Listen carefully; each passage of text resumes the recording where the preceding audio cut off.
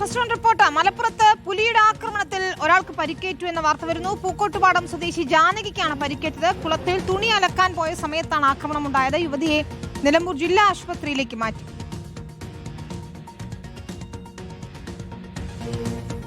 ഞങ്ങളവിടെ വെറുതെ ഇരിക്കുന്നു.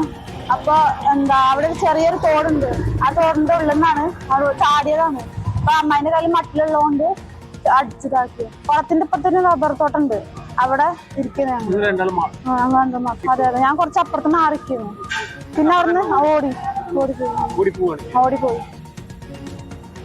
മുബഷീർ പി അക്ബറാണ് വിശദാംശങ്ങളുമായി ചേരുന്നത്. മുബഷീർ, വനം വകുപ്പ് പറയുന്നത് എന്താണ്? ഇത് പുലി തന്നെയാണോ ജാനകിയെ ആക്രമിച്ചത്?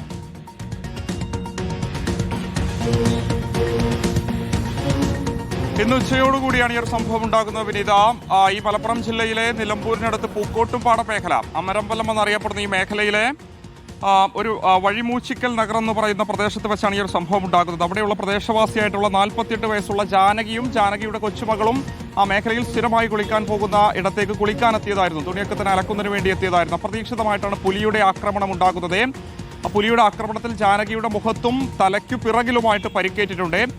ഉടനെ തന്നെ നിലവിളിച്ച് അവിടെയുണ്ടായിരുന്ന വടിയൊക്കെ തന്നെ ഉപയോഗിച്ചുകൊണ്ട് പുലിയെ പ്രതിരോധിച്ചു ഇവർ എന്നുള്ളതാണ്. പുലി ഉടനെ തന്നെ വനത്തിന്റെ ഉൾമേഖലയിലേക്ക് ഓടി രക്ഷപ്പെട്ടു എന്നുള്ളതാണ് മനസ്സിലാക്കുന്നത്. എന്തായാലും ഉടനെ തന്നെ നാട്ടുകാരുടെയും ജനപ്രതിനിധികളുടെയും നേതൃത്വത്തിലാണ് ജാനകിയെ നിലമ്പൂർ ജില്ലാ ആശുപത്രിയിലേക്ക് മാറ്റിയിരിക്കുന്നത്.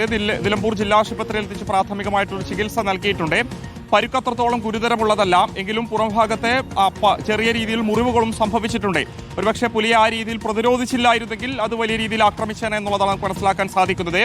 പുലി തന്നെയാണെന്നുള്ള കാര്യം വനം വകുപ്പ് സ്ഥിരീകരിക്കുന്നുണ്ട്.